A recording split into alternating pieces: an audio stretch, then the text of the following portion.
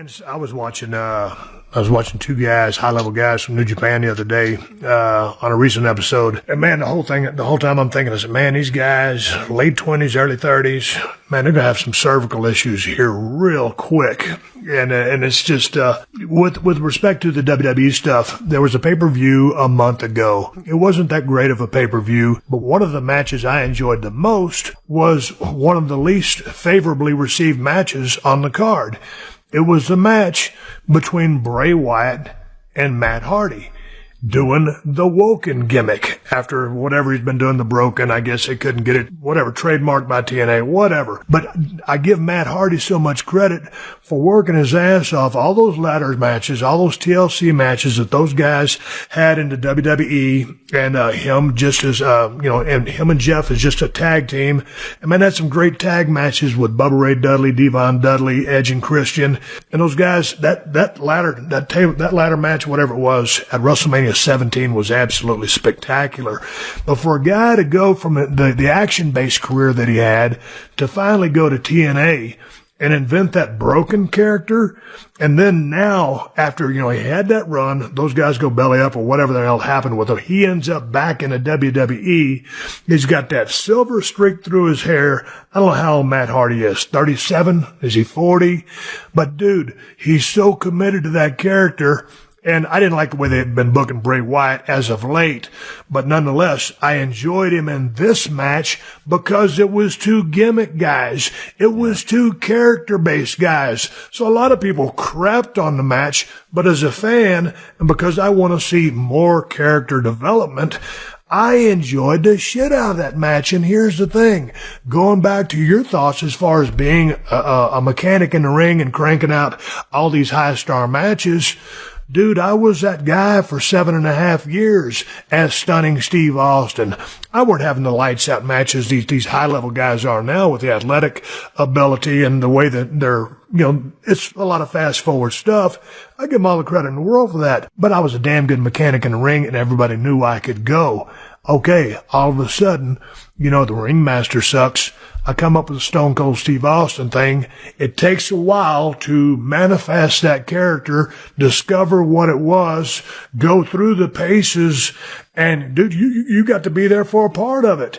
It was always a work in progress, and it was always learning grounds, and then all of a sudden, I was that guy, and every single time out, I learned something new, but I knew how to control a crowd.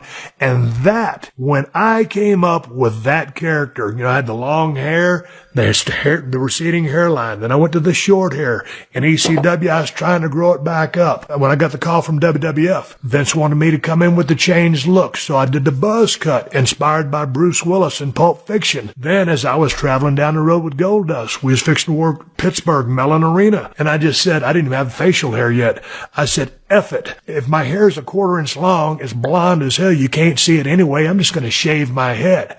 So anyway, all these things organically happened, but it was a process, Vince, of when I came up with that Stone Cold gimmick, I knew that it had to go somewhere, and it was based on a serial killer.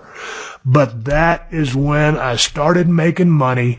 That's when I peaked at whatever it was, 98, right before my cervical surgery in 99, 2000. And those hot years were character-based things. Nobody gave a rat's ass how many flips I was going to do, how far I was going to fly across the ring. But when I got a dude in the corner, started stomping a mud hole in his ass, walking it dry, because there was a reason for that ass stomping, and I was pissed off against the system, and it was a great system and a great piece of writing, whether it was you or Bruce or Vince or whoever was doing it. It was character-based, bottom line. Oh, and Steve, I remember, bro, like, I swear to God, I can remember things. You talk about that character. I can remember the kick and stomp, because it was the facial. It was the facial, and you were kicking and stomping the shit out of the guy. Another thing that always stands out in my mind, and bro, I remember him doing this in his 40s when at TNA, when Kevin Nash would get the guy in the corner, and all of a sudden, bro, those big knees started coming. Bro, Kevin was in his 40s, and I was saying, holy, he's killing that guy, because the face and Bro, I swear to God, Steve, have you ever seen, this is what I don't get. I put a lot of heat on the agent, Steve, because first of all, these young guys, bro, they're going to go out there to get the pop of the crowd. They want to get the 5 stars from Meltzer the next day. That's what they want. But there are supposed to be freaking agents there. There are supposed to be agents there bringing us back to what professional wrestling is. I put a lot of heat on the agents. Steve, I have never once see the guy back up, dive through the second rope, and have it not look like the guys were standing there catching them. It looks like that every time, Steve. I've seen it a million times, and a novice can see the guys are standing there catching them. And I say to myself, why do you keep doing this over and over and over again? It looks like shit. And that's why, bro, I'm like, who the freak is agenting these matches? The agents are supposed to be the old school guys that are, teaching them about psychology and when you're selling and your character in the ring. What the freak? Are there any agents left anymore? Or are these 26, 27, 28-year-old guys just calling their own spots? Well, I don't know about that, but I'm just going from what I'm seeing, man. And just the business keeps speeding up. But I mean, you can only speed up so much, dude. And when you're waiting for the "this is awesome" chant, and I don't know, man. It just seems like we used to work the crowd. There's only very few occasions do you see guys working the crowd anymore. It's going out there, okay, here's where they're going to come in, here's where they come in, and I don't know. Yeah, but again, to me, it goes back to being character based. And, like they had Bray Wyatt, who was very intriguing there for a while. And the guy's got such a great voice and that southern drawl and the way he can just run his words together. And, they would just stick him out there just to cut promos because the guy could cut a promo. But then, too much of something is too much of something, and they killed him off. And so you had a guy in a prime position, and he could still be a guy in a prime position, but now you've got to restructure him, or you've got to reboot him, or just do something. But the kid's got to get some wins. Yeah. And he's got to slow down and put some commas, some periods, and some exclamation points in his work, rather than just all being a run-on list of physical things or going upside down in the turnbuckle. I'm a fan of the kid, but if you're going to make that guy a character, he's got to work as a character, and not everything can be funny. You can't laugh too much. But again, going back to that Matt Hardy match with him, I enjoyed that match. It was a gimmick match, and dude, I'm trying not to watch as a grizzled veteran of 30 years and of watching, or 40 years of watching wrestling, and go along for the ride. But when the ride's going too fast, and everybody's pantomiming and looking at that effing WrestleMania sign, it's like, dude, I get it, okay? April the 8th right around the corner, but if I get one more guy, one more girl coming out there and pointing at that friggin' green sign, I get it. It's almost like, hello, McFly, do you not see that WrestleMania sign over? Do you know, Steve, I know you have him on your show, and I know he hates me. And I don't hate these guys. I just think these guys are funny. But on Wade Keller's show the other day, this is an absolute shoot, bro. He was critiquing the way Nakamura pointed to the sign compared to John Cena, and he liked Nakamura's sign point better. And I'm like, are you guys freaking kidding me? Like, are you freaking kidding me? But Steve, I want to tell you something, bro, because I saw this 10 years ago. The style of matches is what's killed the character. I'll tell you why, Steve. I saw it with my own eyes 10 years ago. 10 years ago when I was in TNA, all these young guys started to come up. The Young Bucks, were at TNA. Motor City Machine Guns, Sabin and Shelley. The young guys were coming up. And what I would notice, Steve, is I'd sit in the back, and here's what I'm seeing all day.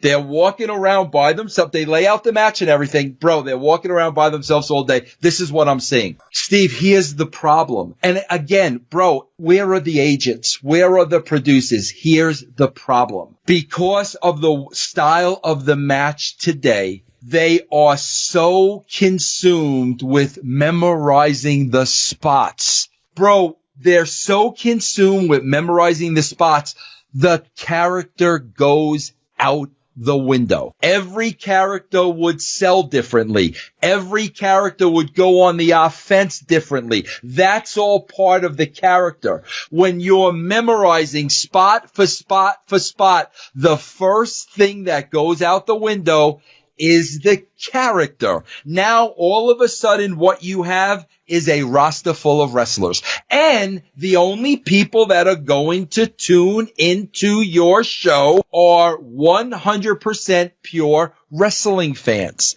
You're not going to expand your audience because they don't like wrestling. All the people that we got to buy in for the characters and the story, the casual television fans. Bro, I know you're a big TV fan. I know you talk about Walking Dead all the time. Dude, but they were into the soap opera. Right, that's when why you're they're moving gone. that fast. They're gone. And what you were doing, what Vince was doing when he says he sees wrestlers, he's making these hand signs of guys doing whirly signs because they're going to do this flip and that little flip or that little fly. And so they're trying to memorize everything. And so, yeah, as soon as you say that, Vince, yeah, the character starts to leave because you're all on, mechanical memorization of what I got to do next. Okay, let me go you one further on that. When you give a cat, whether it's a guy or girl, so many words to say, and you can see them trying to remember the promo, the first thing that leaves is the character because the character and the emotion because they're trying to cut the promo verbatim per the writer, per whoever. And so then you start to see all these promos. Man, I felt bad. It was a couple of weeks ago. AJ Styles was out there, and I love AJ Styles. He's one of my favorite going, and I'm so proud of that guy for the success that he's had. He was out there with Renee, and he was telling people about what could happen during this different whatever match it was they had last month. There are multiple guys. He could be over here, and someone over here could be getting pinned doing this. And it was so many different scenarios. And it's like, dude, people don't talk like that. And so, AJ can cut a decent promo, but they gave him 20 pounds to put in a 10-pound bag.